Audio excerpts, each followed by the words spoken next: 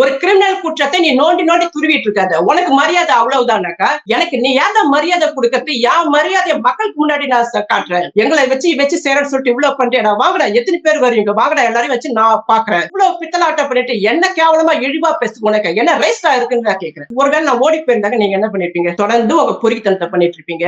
ஊர் உலகத்துல இருக்கிற ஒவ்வொருத்தவங்க பொண்டாட்டியும் கூட்டு உட்கார வச்சுட்டு உனக்கு ஆர்கசம் வருதா? ஆர்கசம்னா உனக்கு என்ன தெரியுமா? நான் உனக்கு கத்து கொடுக்குறேன். உன் உடம்பு எப்படி இருக்கு தெரியுமா? அவுத்து போட்டு காட்டு, உன்னை நான் வர்ணிக்கிறேன். இப்படிதான் பண்ணிட்டு இருப்பாங்க. இதுக்கு ஒரு முடிவு ஒன்னாக்கா, இதுக்கு ஒரு தொடக்கம் தேவை. அந்த தொடக்கப்புலயே நான் இருக்கிறேன்னு சொல்றேன். பிஜேபியை பத்தி நீ பேசிட்டு வந்தா பொறுக்கி நான் இல்ல, நான் பேசுறது பெண் விடுதலை குறித்து பேசிட்டு இருக்கேன். பெண் பாலியல் பிரச்சனை பத்தி பேசிட்டு இருக்கேன். நீங்க இடைமாற்றம் செய்றீங்கன்னா நீங்க கருப்பு சங்கிகளான்னு கேட்டா, லூலுவா விட்டாக்கா, கோட்டை விட்டாக்கா எல்லாமே முடிஞ்சிடுது. அதான் சொல்றேன், லூலுவை விசாரணைக்கு உட்படுத்தணும். சிபிஐ விசாரணை தேவை.